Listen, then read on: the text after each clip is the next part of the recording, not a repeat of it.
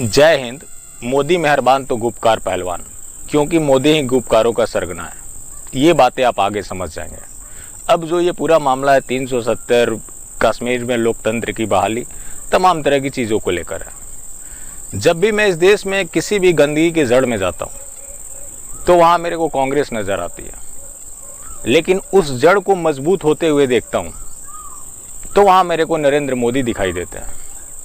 जो ये पूरा समस्या है, ये इसकी शुरुआत हुई 1948 से, जब जवाहरलाल नेहरू ने शेख अब्दुल्ला को वहाँ का प्रधानमंत्री बनाया। जब शेख अब्दुल्ला जम्मू एंड कश्मीर का प्रधानमंत्री बना, उसने महाराजा हरी सिंह के सारे पावर को सीज कर दिया। उसके बाद 1951 में एक सेंसस हुआ। उस समय शेख अब्दुल्ला ने 75 सीटें रखी थी जम्मू कश्मीर एंड लद्दाख के लिए, जिसमें जो जम्मू है उसको सीटें दी गई 30, कश्मीर को 43 और लद्दाख को मात्र 2।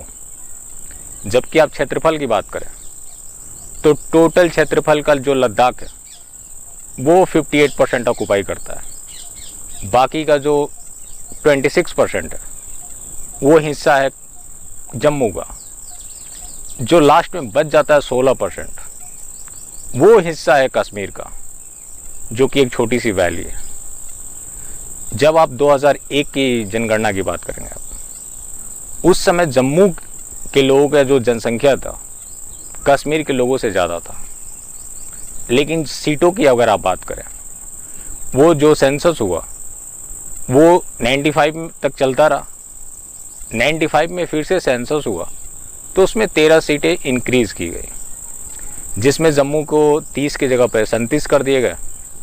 जो कश्मीर था उसको 43 की जगह 47 कर दिए गए, और जो लद्दाख था, लद्दाख 2 की जगह 4 कर दिए गए। फिर अब्दुल्ला सरकार ने 2002 में अपने अधिकारों का इस्तेमाल करते हुए Jammu Kashmir representation of the people act 1957 और जम्मू कश्मीर की धारा 43(3) उसका इस्तेमाल करते हुए इस सेंसस को 2026 तक टाल दिया कि ये सेंसस 2026 में होगा, जिसको इम्प्लीमेंट 2031 में किया जाएगा।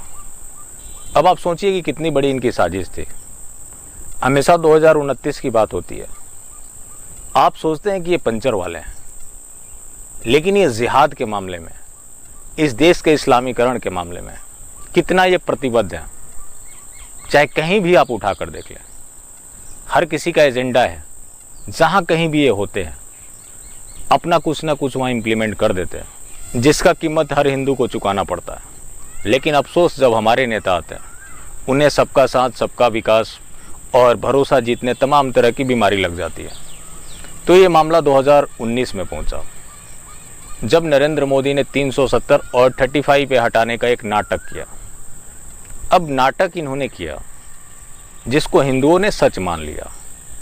अब सवाल ये भी है कि क्या किसी एक प्रधानमंत्री को हिंदुओं को बरगलाने का, झूठ बोलने का और मक्कारी करने का, या फिर अपने दीनी भाइयों को फ़ायदा पहुंचाने का इतना हक तो संविधान देता ही है।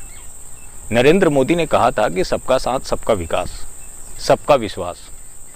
370 हटाने का नाटक कर दिया, हिंदू खुश हो गया। बाकी तो उन्हें भरोसा तो अपने दीनी भाइयों को जीतना था। उसके लिए नरेंद्र मोदी ने क्या किया, परिसीमन आयोग तो बना 2020 में। उसके बाद होम मिनिस्ट्री का नोटिफिकेशन जारी हुआ, जिसके बारे में कई बार जिक्र कर चुका हूं कि जो वहाँ पे स्टेट रिजर्वेशन है 100% कर दिया गया। उसके बाद जम्मू कश्मीर में जो डोमिसाइल पॉलिसी थी उसको 15 साल के लिए कर दिया गया। अब बात थी इनकी मीटिंग को लेकर। वहाँ हर किसी को बुलाया गया, लेकिन अंकुर शर्मा को नहीं बुलाया गया। उनकी भी अपनी एक पार्टी है। कश्मीरी पंडितों को नहीं बुलाया गया, लेकिन मोदी जी हैं। मोदी जी के रहते हिंदू जिंदा है, ये क्या कम है। हिंदू वोट दे रहा है, जिंदा है। बेशक कहीं कहीं हत्याएं, बलात्कार हो जाती है, वो अलग बात है। आज हिंदू जिंदा है तो मोदी जी की वजह से ही जिंदा है। बात ये भी है कि एक मोदी जी एक वैश्विक नेता है, उसको हिंदू क्यों चाहता है कि इन छोटे छोटे मामलों में उलझाए। पाकिस्तान जो हमारा मित्र देश रहा है, हमारे हर पानी के बदले खून बहाया है, वो पाकिस्तान जिसके मन में कुछ कन्फ्यूजन था, इनको बुलाकर दूर कर दिया गया। फिर हिंदुओं को इसमें क्या समस्या है? एक प्रधानमंत्री का इतना दायित्व तो बनता ही है कि वो जितने भी अलगाववादी हैं, उग्रवादी हैं, जितने भी राष्ट्र विरोधी ताकतें हैं, उसके साथ मीटिंग करे, गलबिहिया करे। नरेंद्र मोदी ने सबका साथ की बात किया था। ये तो नहीं कहा था कि हम उसमें देशद्रोहियों को शामिल नहीं करेंगे या फिर जो पाकिस्तान के टुकड़ों पे पलेंगे उनको हम शामिल नहीं करेंगे। नरेंद्र मोदी ने नाटक कर दिया कि प्रधानमंत्री के पास इतना अधिकार होना चाहिए, जो कि नरेंद्र मोदी उसका बखूबी इस्तेमाल कर रहे हैं। बात है अंकुर शर्मा, इस तरह के लोग आते जाते रहेंगे। जहाँ जिहादी ज़्यादा संख्या में हो जाते हैं वहाँ हिंदू जी रहा है, यही एक बड़ी बात है। अगर ज़्यादा संख्या में नहीं भी है, इक्वल प्रोपोर्शन में भी आ गया, तो भी उसके रहमो करम पे तो हिंदू जिएगा। बाकी उसके जो सेनापति है नरेंद्र दामोदर दास मोदी, वो तो अपना काम कर ही रहे ना, और उनको करने भी देना चाहिए। वरना कांग्रेस आ गई तो क्या होगा? मोदी जी ने कैसे कैसे हिंदुओं को बचाया है, एक चट्टान की तरह खड़े हैं। अगर नरेंद्र मोदी जी चले गए तो हिंदुओं का क्या होगा? जिस नरेंद्र मोदी ने इतना कुछ हिंदुओं के लिए किया, फिर भी एक विशाल सिंह नामक व्यक्ति है, एक विशाल व्यू चैनल चलाता है, जिसको फंडिंग अलग अलग जगहों से मिलती है। कभी राहुल गांधी, तो कभी अखिलेश यादव, तो कभी अरविंद केजरीवाल, कभी ममता बनर्जी, कोई ना कोई पहुंचा ही जाता है। आप लोग को इस बातों में नहीं आना चाहिए, क्योंकि मोदी जी है। मोदी जी कुछ गलत थोड़ी ना करेंगे, कोई ना कोई मास्टर स्ट्रोक तो होगा।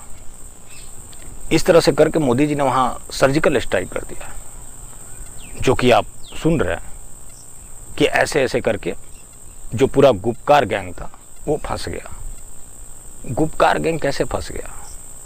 अल्ताफ बुखारी जैसा व्यक्ति प्रधानमंत्री के साथ मीटिंग कर रहा है, जो कि ये सब आईएसआई के टुकड़ों पे पलने वाले हैं। लेकिन एक देशभक्त जो है, उसकी क्या अहमियत है प्रधानमंत्री मोदी की नज़र में? कभी आपने देखा है नरेंद्र मोदी को किसी देशभक्त के लिए रोते हुए? जब उनके दीनी भाइयों के साथ कुछ हो जाता है तो आंसू बहाते हैं, जिसकी मैं कद्र करता हूँ। हर किसी को अपने दिन के प्रति इतना ही जवाबदेह होना चाहिए। बाकी फिर मिलते हैं। जय हिंद।